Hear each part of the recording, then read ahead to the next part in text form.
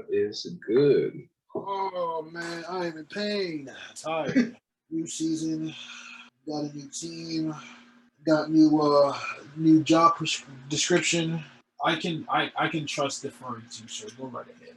That's cool. I mean, you have somebody that you feel like you can So lean on. Me playing football, like I'm rarely looking to like make a point going into a game. I used to push heavy deep a lot more when I was younger, but that was just because I had that conditioning to run post routes and QBs that would want to throw a post route like every four throws. I'm just gonna keep cooking these boys until they get tired of it. But sure. Some other guys, Ray. Back at church, we used to call Ray the Energizer Bunny, bro. Ray cooking these boys so badly, buddy transformed them into different receivers. You know what? I shouldn't be Stephon Diggs anymore. I'm gonna be a Cole Beasley. Like my baseline is Calvin Johnson. Like that's my baseline mindset, which really just means like don't lose the jump ball. But as far as on any given play, it's just like it really depends. If it's sometimes I'll just flip a switch. You know what's crazy about that too?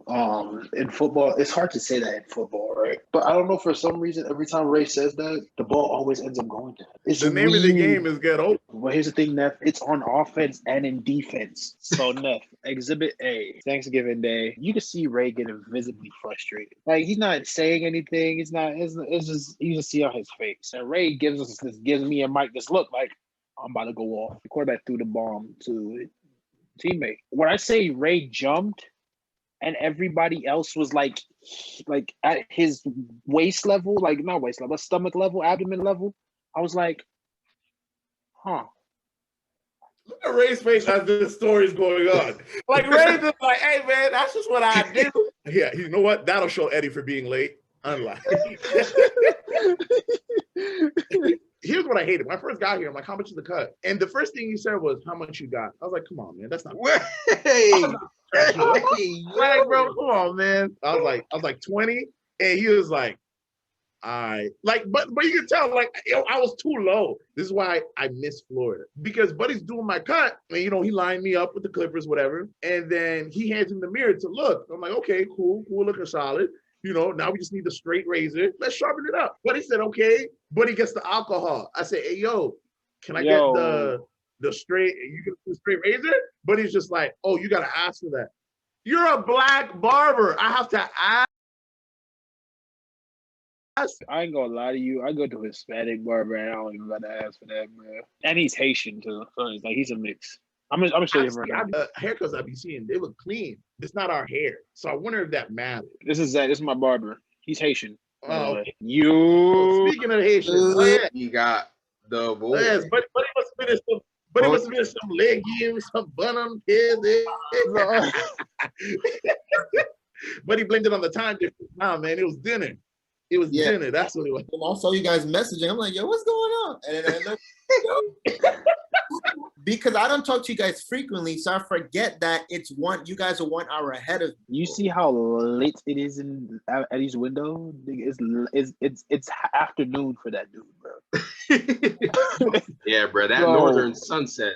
Sometimes, when you're a kid, Sabbath was already long in Florida. And you imagine being in Minnesota? Well, I mean, it goes both ways, though. It does go both ways. I'm older now, so I don't really care to do quote unquote anything after Sabbath. It's not as bad. But I remember when I was younger and it was in New York, and the functions were starting around 8, 9, 10, and I'm still all the way in another waiting for Sabbath. Yeah, I'm like, I'm waiting to go home, man. Once winter comes, Sabbath's done around 4 or 5 o'clock. Bro, you eat lunch, have a couple of conversations. You just like, oh, it's dark outside. That comes in handy during wild card weekend. With those Saturday games. Oh, Eddie got to get the background on. Nah, I wanted to do it. Let me just do it. It's been a routine. Consistency is key. So we are back again for it's part 9 of Ray of Wisdom. I feel like I should put a do-rag on. Gang. All right. Actually, I do got my do-rag on here, so I'll probably get it on while I'm dishing out. Yeah, sure. We put do-rags on, baby. Okay. All right. Is this what we doing? It's like that. Gotta have the wraps looking good Right, you gotta have the wide, you gotta have the wide base tie. Yeah. Yeah, that's just the wave, Cobb. You Hey know man, what I'm you saying? can get it how you live. I'm not on the do-rag status yet. I just put this on so I don't get my shea butter on my pillowcase. I'm already gonna tell you, I'm gonna violate on the first question. Oh my. Oh, he got the velvet? Nah, this is just the regular polyester. Oh, this Boy, is got the silk? Velveeta special. I thought you had the velvet on. Yes, Velveeta. the poly. I'm in a white town. It took me a week to find this. Like I went to like 2 different and there were no do-rags, but I was like, oh, what is going on? And then I finally found a place. All right. Well, since Neff is ready to go off, we gonna get this thing going. So we starting off with sports. Do athletes get paid too much? We have a 58% yes. No, except for Sha'Carri, because she coming in dead last. Dang!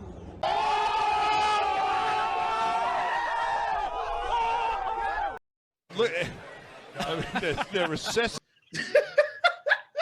Oh, oh, Hey, listen. oh. Shorty she didn't even have the wherewithal to lose with grace. She's swearing on TV. Oh, y'all can talk y'all judge. I'm still gonna be here. Y'all know what I'm capable of. We capable of the same thing. I could have came in last place. I ain't know he meant violate. Nothing beat Shorty walking behind her like, hey, I saw you behind me though. All right, but on the real though, I don't think they get paid too much. Only because I feel like the logic would be this. Let's say we put a cap, right? Because I used to think like that, right? I was like, yo, teachers literally are like helping raise the next generation of engineers, lawyers, whatever, at different levels. And I was like, yo, teachers get paid nothing. But I got to look at what's bringing in the revenue. I like the Giants. Hey, Daniel Jones gonna have a great year this year. Stop the cap. Yeah, but it's not like, yo, like you buying the towel, you going to the game, they have TV contracts. So would it be fair to be like the max an NFL player can make is $2 million, right? But the owner is making hundreds of millions. Are we also going to cap the owners? There's no way to do that. We drive the market. If we feel that athletes get paid too much, we have to stop paying into the product. But since we're not, and there's millions of people paying their money to help support these athletes, support their team, show their fandom, how can you say they get paid too much? If it was government regulated, okay, we can have this argument. But to me, the only person that gets paid too much came in 9th place. That's it.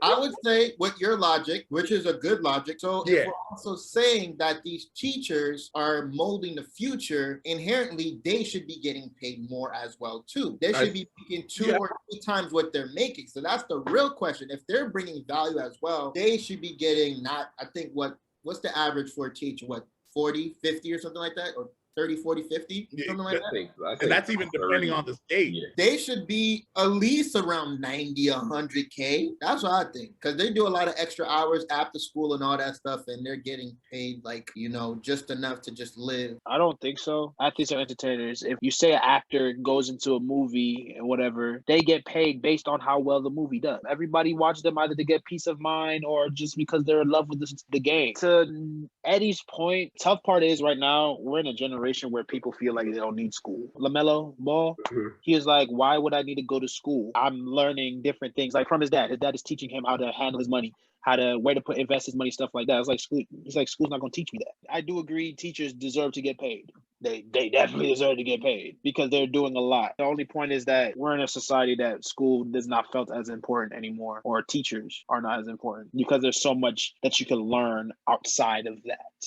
The nuance that's brought up does lend itself a different version of the question. So I guess financially speaking, people get paid according to whatever their market value is. I guess slightly altered question would be, are we putting too much money into these people's? That I guess would be the altered question. Given the current financial system, athletes get paid. They sign contracts and based on revenue and whatnot. But I do believe that the salaries that these guys are being paid, I feel like it kind of is a lot. Now, of course, people negotiate for the contracts and whatnot. But if the revenue that went to owners was just purpose from salaries and from a lot of these other, generally speaking, less important to society things and put it into like quote unquote community investments. While, athletes are still getting paid a certain value, that could still be a way in which, even if the revenue is there, it's doing more for, I guess, everyone. Now, of course, these businesses are private businesses. I feel in terms of athletes specifically, where numbers are going now is getting to a point where you might start to hear a lot more LaMelo sounding people in the future. You can tell he always had confidence to be in the league. He's there along with the gifts that he has, but with a lot of other people, that's not as realistic. The money is given to whatever is given to it, and that's, I guess, a free market principle. However, I think if we as a society allow ourselves to redefine the value of certain things, that can have a profound effect on how these things kind of play out. Because as it's playing out now, it seems like entertainment is quote unquote the most valuable thing because it's the easiest way to make a good amount of money. But if our society becomes entertainment based, a lot of other substantial industries will fall to the wayside and things will crumble. Feels like things are already crumbling. That's a whole different conversation. I do feel like they still get paid too much just because I think it continues to feed into the cycle of what we see as a valuable shifting, because now players are seen as, I guess, investments, or like Steph. I think Steph slated to make like 43 million or whatever this year. So now Steph is not only a basketball player, it's just like, oh, he's worth 40 something million dollars to like our city. And that shifts away. It's like, oh, Steph's worth $43 million. It's like, okay, well, how much money are the public schools in your district worth? Do we care about that value as well? Or is it only like, oh, Steph's getting injured, we lost all those millions, but these other local things are kind of overlooked? So I feel like redefining and clearly defining what our values are on a societal level in terms of how we allow money to move and, respect of people's right to decision making. I think that would be a helpful thing. And this is just a quick fact here for people who are watching and stuff. Across the 2018-2019 season, the NBA generated about $8.76 billion in revenue. So even if they just took 1% of that 8.76 billion and just helped out the local towns, communities, or states, that would help out a lot. Is it these entertainment industries' job, or is it their moral obligation to disperse funds elsewhere? Okay, the way I see it, right? How does a business or company continue going, right? The reason why Apple keeps getting more customers is because their devices are somewhat easier to use. People like it and they keep on buying the newer product. So in hindsight, if these people from whatever state or town are coming to see your particular athletes in the stadium, in a sense of being your best interest to then pour into that town to make the infrastructure, school, whatever better. And therefore, those are more people willing or able to, quote unquote, have a job,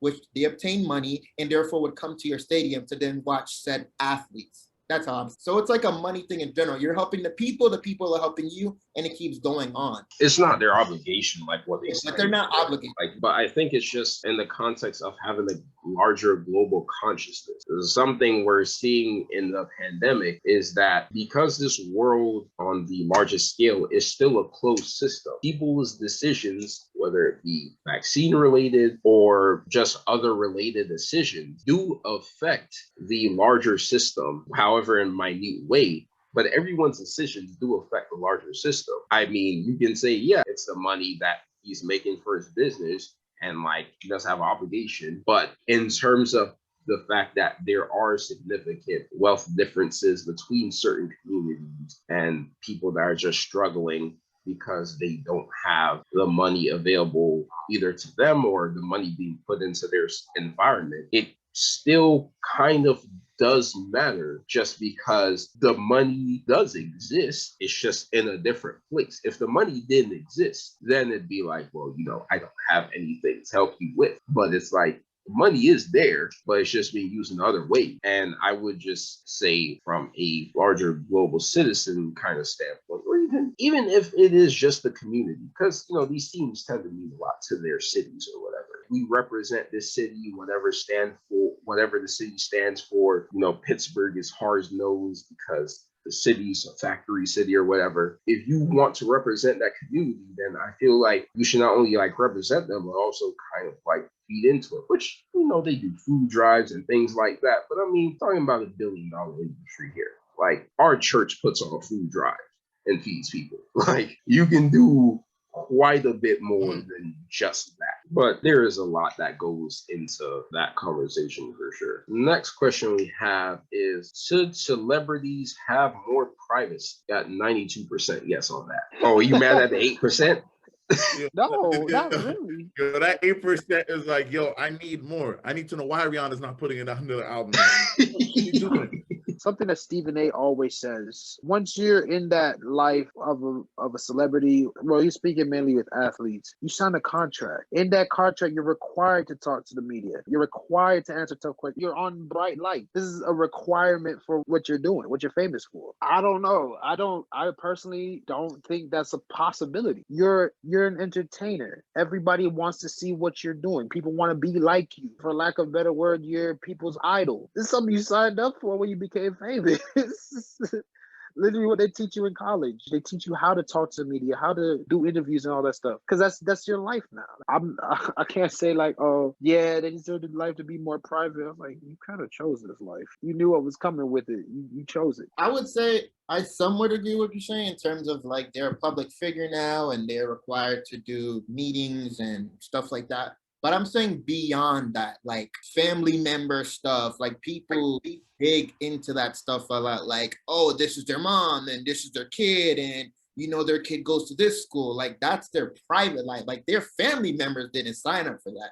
The person, yeah, but their external family, they didn't. And for example, I'll give you an example like for Justin Bieber or whatever. Yeah, he's a public figure, but then there'd be at times where, yeah, he's public, but these women or girls, little kids are like grabbing on him. Like you gotta still respect his space. He's a public person, but they're grabbing on him, trying to pull him in to kiss him, and they're outside of his house taking pictures and stuff like that. That's a little bit too much. You did sign up for it, but that goes beyond personal space. You don't even always get to sign up for it though. And that's a symptom of the internet, because before, celebrities were largely contractual because, well, media was controlled. Media came from particular companies. Media came through particular outlets. It's not the case anymore. All you need is 5 seconds of whatever in any context, and that can change your life. You can become an instant figure for Lord knows what at this point. So if you're in that group,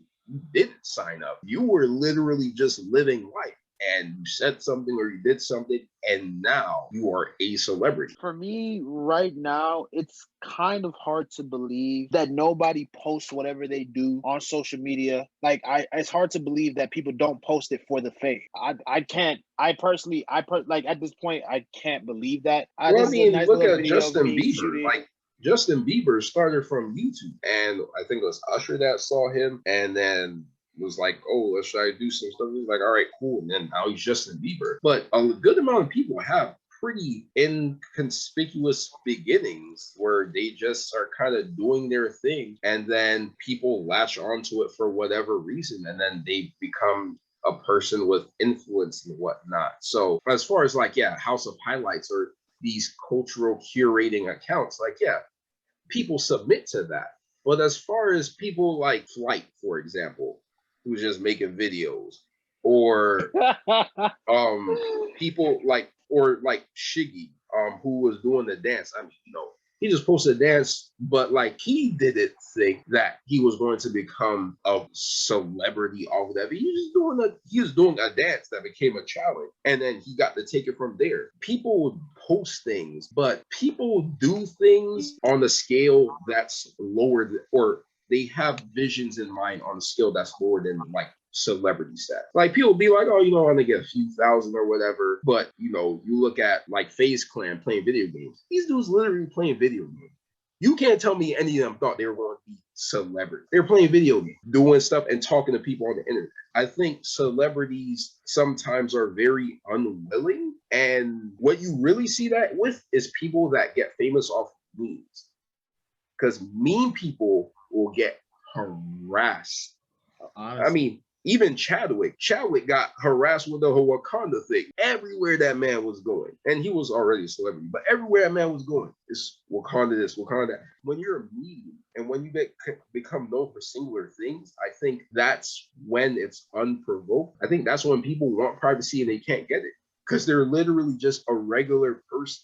And then some video of them went famous and now everyone wants to know everything. It's like, no, I didn't sign up for this.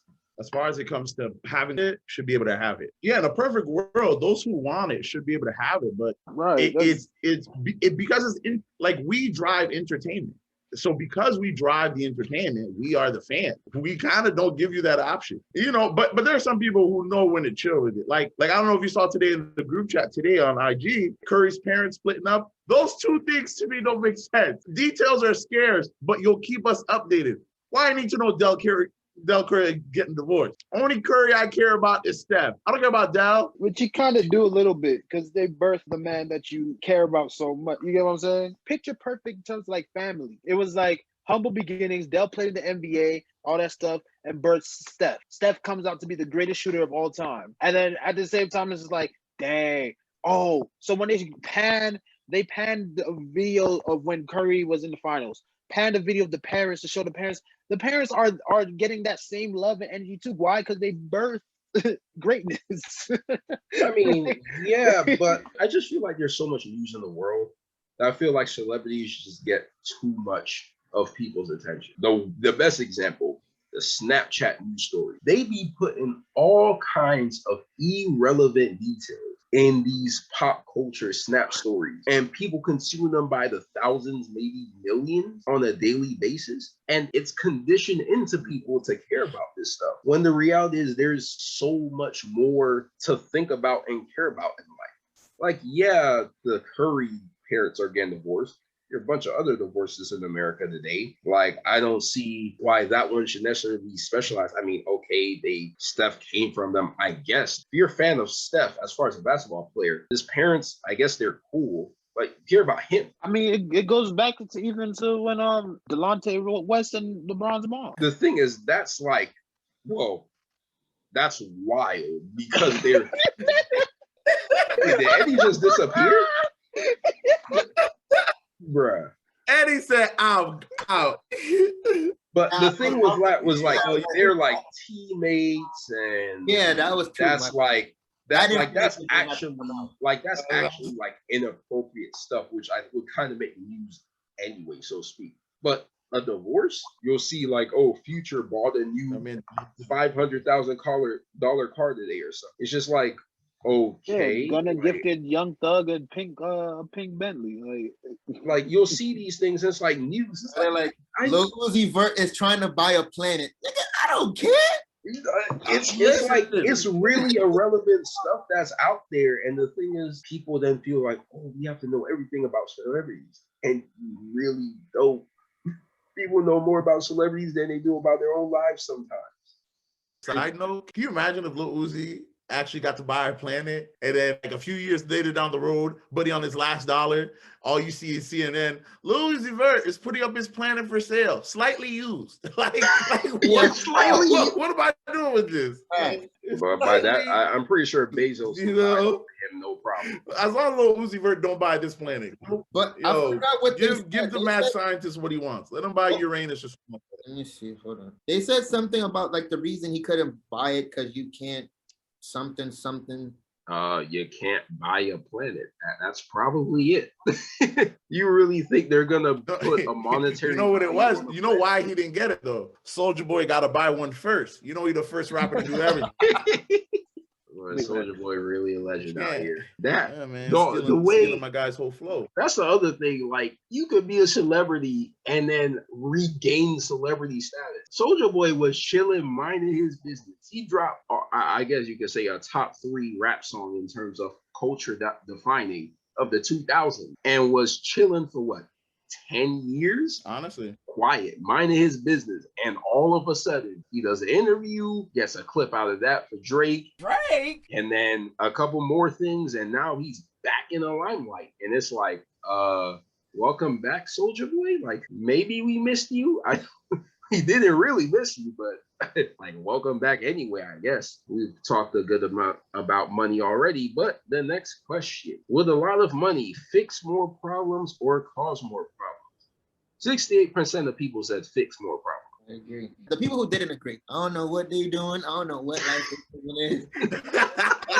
Whether you got student loan debt, whether you want to get a house, whether you want to buy a mama house, whether you need to buy some new drawers next week, you need money. So money will fix a lot of problems. Money won't make you happy. So whoever said, no, money don't fix it, that's cap. It fixes every problem there is monetarily and physically, but inwardly and spiritually, it doesn't fix that. That's all I gotta say, and I'm done with my statement. Hey, whoever said no, straight cap. You're not crying on a jet ski, Eddie. So, Come on. you know you're not crying on a jet ski, Eddie. So hear me out. More money, more problems. You feel me? If people know about it. Word to my man Big. You know what I'm saying? If people know about it. People be like, look at me. And then when everybody's like, give me some, they're like, oh my gosh, more money, more problems. There's a lot of millionaires and billionaires, we don't even know their name because they just keep it low key to their individual respective family members. That's about it. Correct. But see, Eddie, you're speaking for yourself. One, being a very sensible and wise person. I mean, I could say that right now for all of us, money is going to help fix a lot of things. Yes, for us. But if we have more money for the world itself, we're having a lot more problems than we having right now. In terms of what you mean? In terms of like everybody has money, you saying? Yeah, I thought I wasn't it general like everybody more money or just us well, specifically, right? No, it's you yourself specific. Oh, okay. Oh, never mind. Yeah. Yeah. It wasn't like give everyone money and we can do whatever we want. Like just in general, can money fix problems? And I'm like, well, does it fix more or cause more? See, what I didn't think it was specific. My bad. I personally feel like money as it grows tend to cause more problems than it fixes because I feel like humans, being flawed as they are, just don't handle money well. Money tends to bring power. Power is practically synonymous with influence. People have a lot of money, which means now they have access to a lot of things. They now have power, which tends to be abused by humans. And they have influence, which they tend to, I guess influence isn't necessarily a bad thing, but they tend to wield it and sometimes take that too far. So you can end up with a lot of things, or you can even just have money that you're sitting on. But how well are you really sleeping at night? Feels like about every month or so, I hear about a major athlete in some sport getting their house robbed. And you have to believe these people have insane security systems at the places where they live. How safe do you really get to sleep knowing that because just so many people just want money, you having money, you're now a target? And like Eddie said, there are people that are low key, but because of the nature of internet and the information that floats around, kind of hard to be low key. As a millionaire, sure. I mean, you could earn $1 million. I mean, as a doctor, nobody care about millionaires, man. But as far as being we care about the billionaire and being under the radar, you are likely already part of a very wealthy network, and it's just like people don't know you have $1 billion to your name, but you're probably 1 or 2 degrees from someone that is known for having a lot of money, because people that have a lot of money tend to be at the top together. Let's say salary, 10 million versus $100,000 salary. I mean, a $10 million salary, I mean, yeah, you can buy a house straight up, no down payments, buy a car straight up, no down payments, take care of family, whatnot. But as far as the pressure, we just talked about celebrity privacy, which having money makes you a celebrity pretty much, and all the other things that come with it, managing the money, make sure that your money is going into good things, unless you just throw it in the bank and let it sit there. There's a lot that goes into that is just different at a certain level. When you have a few $1,000s in the bank, you have a few $1,000s, you might invest there, you might let it sit there. But when you have a certain amount of money, you begin to actively like protect said money. It doesn't just get to chill. I'd like to think as someone who has plans, eventually wants to get married. You know, my parents are hitting that retirement age, and just having the experience of working at a bank. Yeah, I'd like to think I know how to set myself up. But you know, let me be transparent with y'all boys, right? I was talking to two of the people that I work with today. I was like, yo, your boy, for the past 3 months, your boy been slacking on the tithe, right? I got a raise this year, and I got another kind of like part-time job on campus that I do. And you know, I was thinking about it today. I was like, yo, I ended up, God blessed me with a job that gave me a raise. God blessed me with a job like that I still have a job even throughout the pandemic. And I let myself slack on tithe. I wasn't even faithful in the small thing. And now God has still blessed me that I got a raise. It was only 4%, but I got a raise, an additional source of income with the help that I have at the middle school. They're paying me separate too. I was like, yo, I got to get in the mindset of just trusting God and getting back to being faithful. So it's kind of like, I want to tell myself it wouldn't be a problem. But if I'm being honest with myself, I couldn't even be consistently faithful in the little paycheck I'm getting now. Can you imagine if I had like millions of dollars, you know? Like, not even the fact that 10% would be too much. It just, because it's not a lot, it wouldn't be important to me. And then more problems would stem from that. I believe for myself spiritually, because I know better. And so I feel like, you know what? Do I want to struggle? No. Do I want to buy my mama a house? Of course. But I haven't shown that I could handle it. So for me, yeah, more money would be more problems as of right now. I completely understand that, like that thinking of it too, but that's just goes more with being more centered and just being more accountable for a particular thing. Because I used to be the same way, and I had to talk with my girlfriend about it. And you know, what she was saying made sense, and I didn't reject it because I'm not one to reject like what the word says. I'll debate anyone's opinion.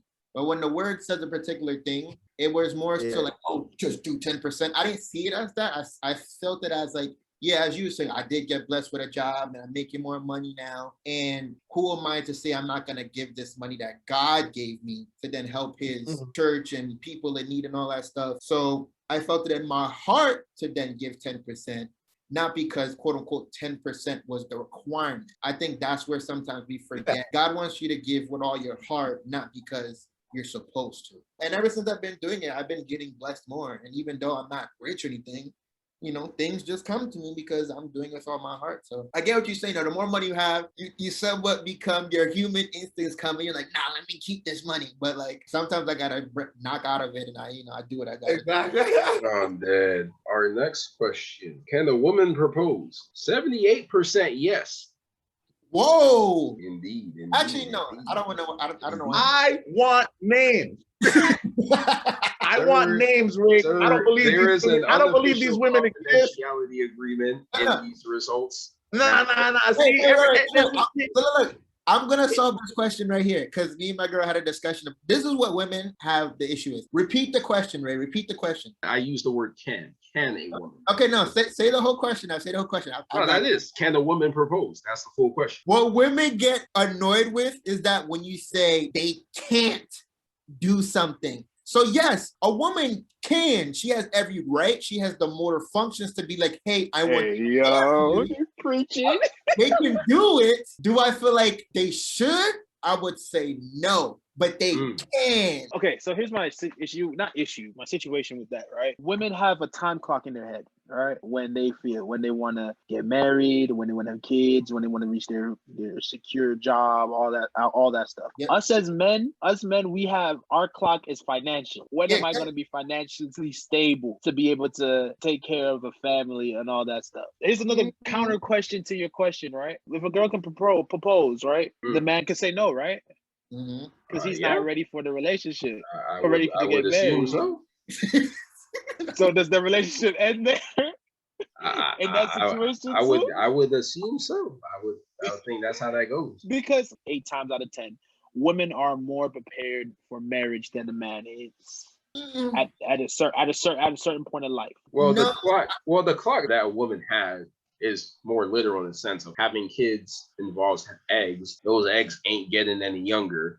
So at a certain point, childbearing also, as you get older, can be more of a So in that literal sense, yeah. For biological, yes, but I wouldn't say women are more prepared because Not prepared. More inclined to be ready for marriage than a man is off not rip. these days, because if you talk to a lot of women who are now approaching their 30s and aren't married yet, not saying nothing's wrong with them, they had that dream guy that they wanted and actually wanted to be with in their early 20s or mid 20s, and they turned that guy down for their career. So the guy in most times is ready during that time, but they think, I have more time to still be sexy, still be young, still do my thing, still advance in my career. They usually shut the guy down that could have been their husband, and most of them confess, like, yeah, I should have never have done that. I feel like most of the time the guys are the ones that are usually ready and the woman waits. But by then, as you're saying, like, you're getting older, your eggs, there's certain thresholds where it's a healthier pregnancy versus a more riskier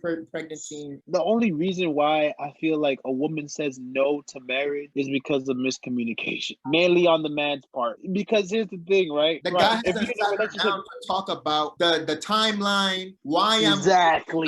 because that's he's what I'm. thinking, he has a job, he's good, but he's still waiting for certain thresholds and checkpoints he needs to do to make sure everything is good. Because right now we working together, both incomes. Once your income is done, I need to have things set in place where you taking your break with the baby, year, 2 years, whatever. Yes. I agree. But you can also say the concept in the earlier, like early 20s, the concept in women's head about marriage isn't fully there. They just see the good side of marriage. They're like, I'm gonna be married, I'm gonna have a husband, I'm gonna have a ring, we're gonna go on vacation, stuff like that. But they never really think about financial stuff, home stuff, communication. They only think about the glitz and glamour parts. And then when you get into it, they think this marriage is a bad marriage, but it's not. These are just the things that comes with a relationship and marriage in general, but they were never prepared for that because all they see is trips, this, that, cute pictures, this fairy tale, and that's all they see. So I wouldn't say they're necessarily always prepared. One of my friends, he's been married for 2.5 years. They live in separate apartments still. It's more financially easier upon them, apparently. How, Sway? They're not in the same area, right? She has a solid job. So does he. The only thing is, I guess, for them is who's going to leave that job to make that big move. The other. Is this a safe space, Ray? It may or may not go on YouTube, depending on, personal, all I gotta say editing decision. My girl coming to me. That's what I got. I'm not a dictator. I said I would laugh if you came to me. Yeah, she said, okay, I'm working on it right now. That's what I got. If we're gonna go back to the original question, can they? Anything you can do, I can do better. Of course they can. Wait a minute. Of course they can. Of course, she's gonna make sure that your nails are done. You got a haircut. She goes, but should they? I don't think so. I told my girl this before. To a certain extent, you can't love me more than I love you. It won't work. Wait. Say that one more time. It won't. Put it back, brother. He can't love you more than you love her? Because that deeper love, that love me more, if we have kids, that's who it's gonna go to. That nurture side. Not that fathers don't love kids, but women, that upper echelon of love, that motherhood love is unparalleled. Right. You want to love her more in a sense? In my mind, I don't think it works. Because anytime that I've seen in real life, a woman has pushed the issue of marriage, it's never worked out. It's only the people that I know or the stories that I've heard about. Even if she didn't propose, but she's pressing the issue of marriage. Just like you said, we haven't crossed that threshold. Like you say, women, some men also romanticize what marriage is going to be like on the daily. Adam loved Eve so much. He ate the Lord. You know what? Well, I shouldn't eat this fruit. And there's some commentary that says, like, bro, he couldn't bear going back alone.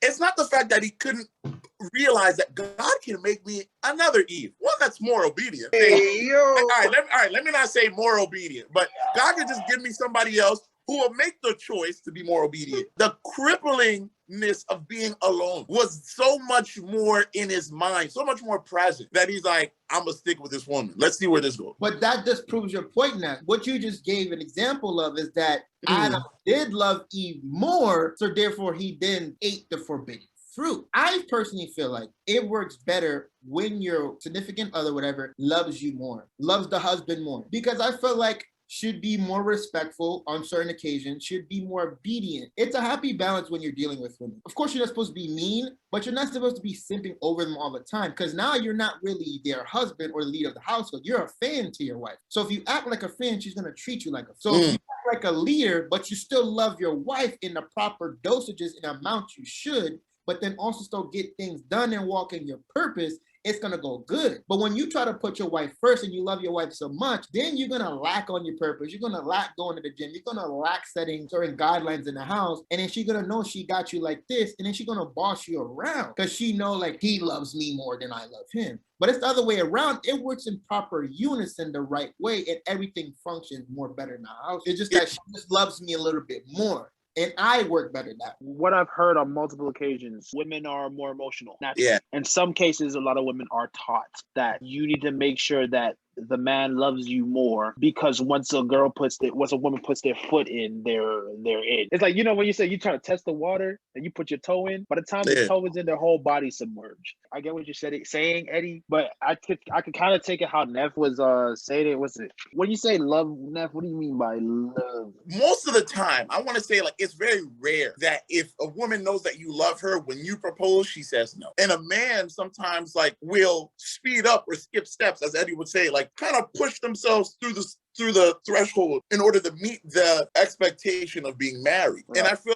like if I love my wife that much more, like I tell my girlfriend all the time, she is a big motivator for me to get myself together. So I'm complete for her, but it's not the rushing. I still need to walk on my own time. When we're dipping our toes, stuff like that, testing the water, seeing like, yo, could this be wifey? Could this be the one? But when we're in, Joe, not that it's good, but throughout history, men start war for the women they love. Right. The more I love my wife, when I have a daughter, she knows like, yo, my dad set the bar. When I have a son, he knows like, yo, like I gotta find a woman I can love like my dad. But men and women express love differently. By you doing what you said, oh, you love your girlfriend, you love your wife, it's making you go to the gym more, eat better, right? In doing so, by you loving her, right, it makes you a better person, and therefore the way you love, right? Most women, that's how they work. They look for stability and security. So by the way you show your love, I'm not saying that's the only way, is the security factor, bringing in the money, bringing home the bacon and stuff like that. The way she loves, that's why when you look at your wife or potential girlfriend, you're like, this would be a great mother to my kids. So that's how she shows the love. When you love your wife more, that's when I feel like problems arise, because then you are making irrational decisions at that point. You're not making logical decisions. Like me, I actually sleep more at peace knowing that my girlfriend loves me or my wife loves me, whatever, because then she won't do nothing bad to me. But if I'm loving her more, I'm actually more paranoid because she knows that I'm more in love with her and she can just do quote unquote anything she wants. In my opinion, women, whether they want to admit it or not, or whether they do it deliberately or not, when they know a man is on them like that, they tend to do irrational things to belittle the guy or even lose respect for the guy. The main thing that makes a woman continue to love you is the respect factor. You don't want to give that vibe that you were allowed to be stepped on or stepped over. Yeah, because there's a proper way to love your wife, and then there's the wrong way, which is the simple way where she takes advantage of. But you can shower your woman with love, but there's a way you should do it. Now, here's the difference, though, right? Now, that just depends on the woman that you're with. You can put two women in a room and give them the same amount of love, and it'll be received differently. Woman A will be like, "This man love me. I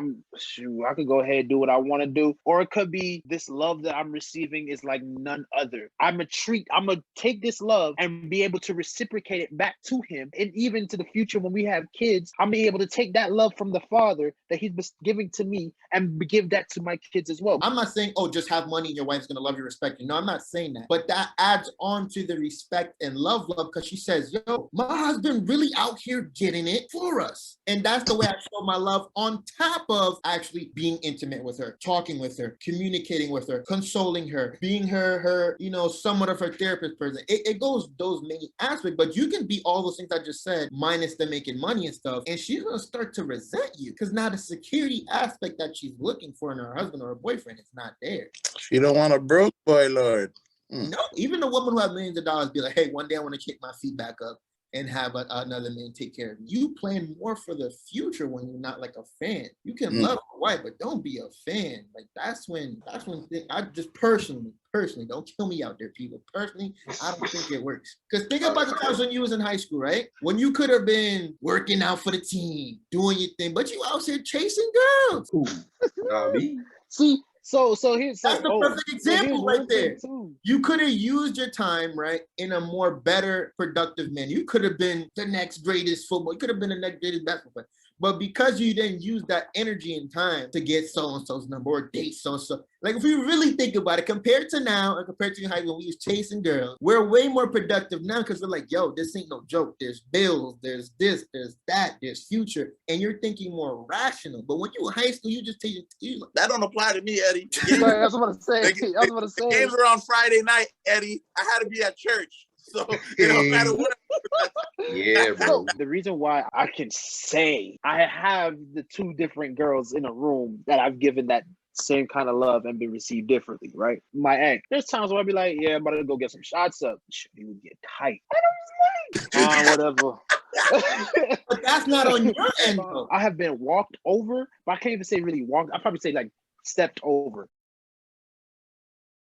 Because even though the love that I gave her, it was still reciprocated in some way, some form. At the end of the day, it was not. It didn't work out, due to her choice. Sometimes it is on the other person's end when they're just doing too much and they don't understand the goal you're trying to achieve, which was to be that guy on the court shooting threes on people.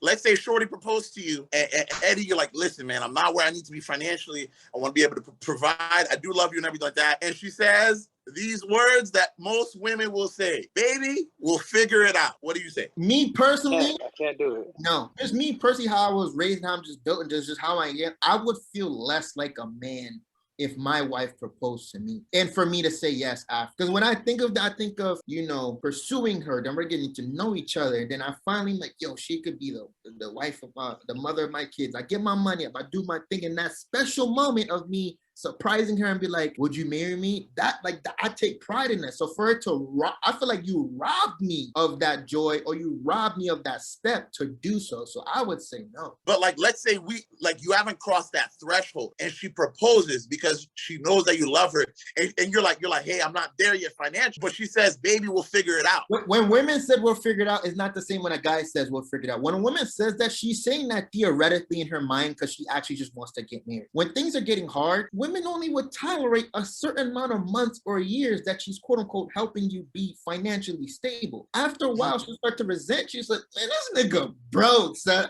I'm out of here. Me, if I say we're gonna figure it out, a guy is really gonna figure it out because he's gonna do anything means possible to get his situation right, his family right, his kids right. He's gonna do it. What about you, Ray? I think they can. I don't think necessarily anyone should. If a marriage is a, connection of two people that are supposed to be together, which I believe is the general concept behind marriage, like two people are supposed to be together. For me, I don't really see how it matters which person is the one that says it first. For me, if both people have reached a point within the same week or whatever, so like you both have a week where you guys both have a discussion or some experiences, and you both kind of realize somewhere during that week, like, hey, I guess we really might be ones for each other. But it's just that she comes to that conclusion first. And then maybe you're like a day later thinking about it. And then she's like, yeah, I think I'm ready. Now I'm going to be like, well, I was thinking about it. And yeah, I think I'm ready too. And for me personally, I'm just ready to move forward. Because for me, and this is more of a philosophical difference that people have. It's not the end justify the means. But for me, in some situations, end goal is more important than the process to get there. The point for me is marriage, not the proposal. I guess the proposal, you plan it and you do all the stuff you do. But for me personally, point to be married. I believe a proposal is a lot more societal than we think it is. Fortunately, in America, we don't have to give a girl like 10 camels and 5 sheep to her family in order to marry, because sounds mad expensive. The socialization is definitely part of it, where it's like, if the man doesn't propose, how's it acceptable? And for me, it's like, well, it's a question that both of y'all was going to have to ask and answer. And if God tells you in a dream that your girlfriend is the one person you're supposed to marry, and you're like, okay, bet. And then you wake up the next morning, you open the front door at the time that you're supposed to go to work, and she's there on Indeed. with a ring. You just woke up from a dream telling you this is the person that you're supposed to marry. Are you then going to say no because it ain't happened according to how you wanted it to? For No, me, okay. I feel like that would be a fairly foolish decision to make. When you put that in the equation, I had the dream the night before, and my girl. Okay, yes, I would say yes, but she can't put the ring on my finger, boy. Eddie's not going like this, my boy. You can't put the ring on my finger, boy. I'll be Yo, like, Eddie- okay, I do. And then we'll go get a ring and I'll put it on her finger. But she ain't put no ring on my Yo, finger. Eddie said, yo, my man, slide that box across the table for me. You put a ring on And he my doing finger. the communion style. He's self-serving. I don't rate what you said with the dowry thing. Yo, if I ever got mad at my wife back in those days, you never loved me. I never loved you. I gave 10 goats for you. Like, yo, I would bring that up every argument. You a broke boy. Oh, I wasn't broke when I get those 12 camels for you. Your son be like, hey, yo, man, dad, like, I think she's the one. You willing to go get 12 camel money for her, my boy? An interesting thing that you said, Ray, that I didn't think of until you said it was that the act of the engagement is a societal thing and new thing if you think about it. But then when you look back at it, wouldn't that equate the engagement that me giving said person, the girl I like's father, camels? You know what I'm saying? So we're not doing that anymore, aka giving goats and lambs. So that act of showing the father I am serious about pursuing your daughter is the act of me proposing to her. She says yes, and then we're engaged and therefore plan for the marriage. I think it still exists. This, however, I think is where the era and culture come in, because this is where traditionalism versus modernism versus, I guess, postmodernism, that comes up. Because then it's like, okay, you want to get engaged. Do you ask the parent? Do you like what do you do with the family and that kind of stuff? Because some people, as y'all know, it's like, hey, I'm putting a ring on, we getting married, and the family showing up to the wedding. For me personally, I would obviously like be in communication with the family. But as far as like, do I feel I have to necessarily mirror that kind of ritual or that kind of process nowadays? I don't personally feel so, which is why I'm also okay with the girl proposing. Because for me, I feel like things have kind of evolved, but also I feel like this is more of a preference thing than a principle. I think people say it is wrong for a woman to propose, but I think most people just think it feels wrong. But I don't see necessarily that. And for me, from a Christian standpoint, biblically, like a woman could not propose. I feel like a man being leader of the household is like, well, you know, as a leader, should have a good idea of things when it is right to propose. But do I get an idea of like, if a woman proposed, we're breaking some kind of biblical thing here? I personally don't get that feel. The Bible itself gets some cultural interpretation as well. So there's that. But I feel like there is room for that. I feel like it's so normalized that I think trying to flip it is just like a big flip for a lot of people. So yours is like the outcome is marriage. Whether I propose to her or she proposed to me, we're still gonna get married. So that's just your. That's how I feel personally. I mean, I'm trying to be cuffed if I'm not. That's why we out here in these streets. Taylor had dropped in the chat, in the Twitter chat the other day. Taylor was like, would you be mad if your girl makes more money than you? I was like, yo, I'm trying to be a neurosurgeon. If she makes more money than me, we chilling. I don't really care if she makes more money than me. Mess around and make me a stay-at-home husband. Listen, mess around and make me a stay-at-home. You know what I'm saying? I wouldn't go that far, but some here's my women thing. who do make more than their husband be like, I got the pants on now. I'm making more money, and they start to belittle their husbands. Yes, there's great women out there who don't do that. The average woman who's out there does that, but that just comes with the respect part. If your wife or girlfriend respects you, no matter how much more money she makes more than you, she's not going to leverage that over you in terms of making you feel less of a man because you make less money than her. Do you generally trust the people around you? So the numbers as they stand now, but 69% of people generally trust the people around them. I don't trust none of you. No, I'm just joking. That's a fair number because usually people you don't keep them in your circle anyways. So the people you do keep in your circle, you most likely trust. You're hesitant on telling certain people certain things. If I gave each of you $1 million and I say don't spend it, you guys most likely won't spend it. You know, for people who are not good circle pickers, you tell your boys, hey, hold $1 million for me, man, they gonna give you $1 back. Yo, they're gonna pull a Devo. Hey, you got that $1 million? What $1 million?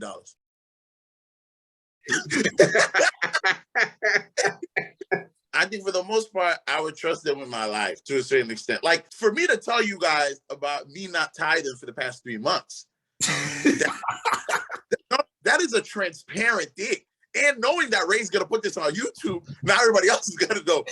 But that you can't hurt me with it. I think it's trust. But here's where I am individually. While I trust you guys, when I can tell you what's going on in my life. Here, the thing that stops me is not lack of trust. It's the fact that I know Eddie got his own life in Minnesota. Ray in med school. Josiah doing his thing. It's not that I don't trust you. I don't want to bother you with what could be insignificant in the grand scheme of things. But because you care for me, you'll let it take up of your time. I don't even like bothering my girlfriend with what's going on. I feel like I can hold it, and if I can't, at least if it's gonna bring me to my knees, that's the best place for me to be anyway.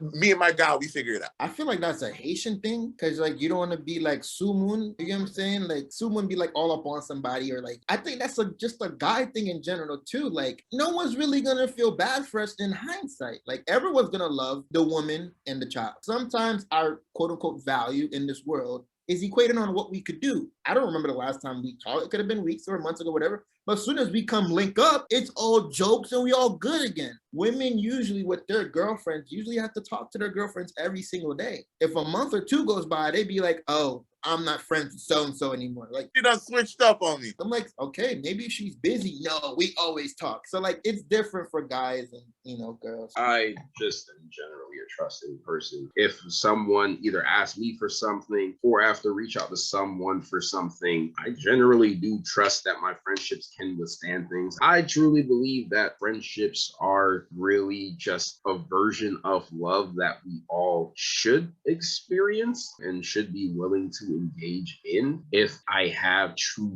friends, then there should be a decent amount of love that exists where I can trust you to tell you about something that might be a bit personal or might be pressing, but you know, like we're friends. Like I've gotten better with it, but sometimes it does bug me at times when friends are just like, I don't think you would understand, or you might not see me the same, or things like that. Like, and a guy saying that or a woman? I've heard it mostly from girls, but that's because most of my friends are girls. Either way, if there's a wall that I know this wall doesn't have to be here, but I'm going to stand behind this wall anyway, people have their free choice. The thing is, when it comes to breaking down walls, you do have to break it down. Or I guess in my analogy, move from behind it. Staying behind the wall and saying this wall needs to be broken down, but I'm going to stay behind it instead of actually trying to break it down. It's just delaying the addressing of the situation. But whatever someone's like, yeah,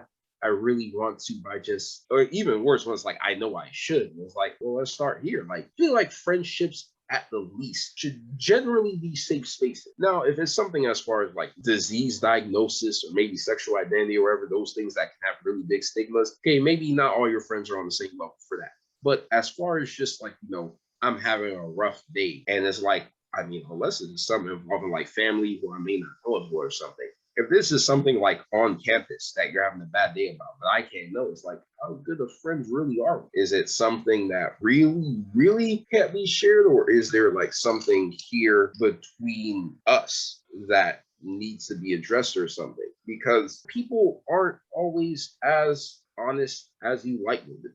And especially when it's someone that you kind of already know, then that even adds another layer to it. But just in general, like I personally do trust, and I feel like trust should, at least in some part, be part of the relationships you have with the people around you. But one thing I see that people do a lot in this generation, especially, is like, yo, Eddie, you friends with so-and-so still? Nah. Yo, what happened? I remember I was going through something, I hit him up, he didn't come through. Or he didn't check up on me. There's a reason why I subscribe to the philosophy of I don't want to bother people with things. While I could be reaching out to you, you can't give me what you don't have. What if you're going through your own problem? I've seen people cut people off, not knowing that that person was also going through something. How can I help you if I can't help myself? Take into account, sometimes things are so bad, you can't even communicate that they're bad. And people be cutting each other off left and right. And that always kind of got me. And you see those quotes, those tweets, I remember I was there for you when you were down. What? Two people can't be going through something at the same time?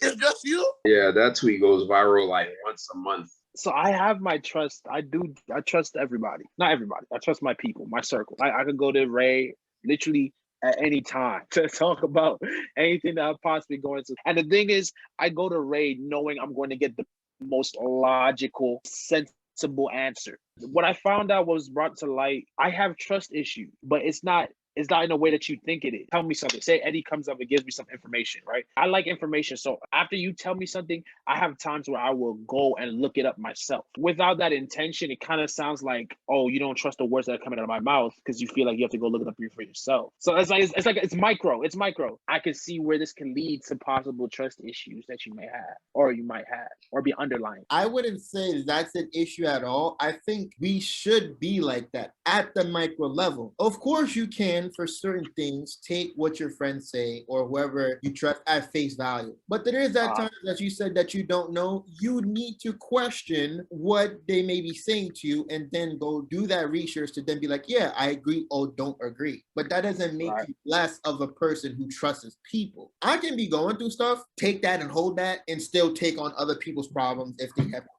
I grew to be that way due to whatever circumstance. Like I can compartmentalize my problems and deal with other people's problems. For a while, where it was kicking me in my butt was I used to think, oh, because I can do it, you should be doing it for me too. I don't know who made the quote. Assumptions is the killer of joy. You assume that because I'm doing this, so-and-so should do it for me. And then when they don't do it, you're like, damn, that hurt. You're disappointed. Right. If they aren't there for you, if they're not, like Nev says, they can be going through their own problems, but don't just assume, because that will kill your joy tenfold. That used to kill me. I'd be like, why should he do X, Y, and Z to me? But you'd be like, yo, she not built like you. So then when you start to let that go and just take everything for face value, you can actually enjoy your relationship with others in a more healthier way, because you're not putting this overly burdened pressure on them to quote unquote do what you would do. Life is better when you're built different.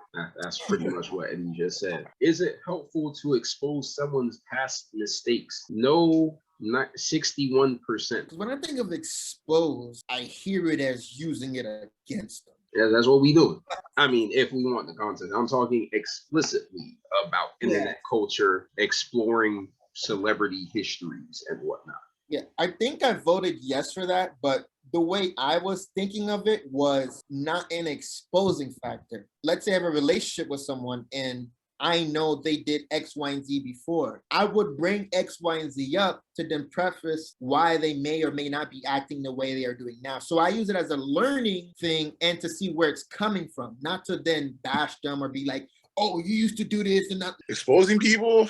Nah, I'm not down for it. Just because, like, I want to say a good percent of the time, there's no point of it. And I look to Micah chapter 7. He casts down our sins, I believe it's verse 19, into the depths of the ocean. Does that mean that God forgives and forgets? Or that it's not a factor anymore once it's forgiven? Do I have to expose someone's past? I don't think I have to do it at all, right? When I was an elder, we had to sit, someone's name came for this position to be a Sabbath school teacher. And they're just like, no, we can't let him do that. They're like, I remember 2 years ago, he was teaching and he said he didn't agree with the Holy Spirit, that the Holy Spirit is part of the Trinity. That to me is not necessarily exposing, but sometimes you don't want to put people in positions to fail. And as Eddie says, sometimes it may be good to revisit, but for the most part, if we're talking about exposing for what it is to use against somebody, I don't think there's a point in that. I really don't. If they're doing the same thing, it'll come to light anyway. I don't have to expose it.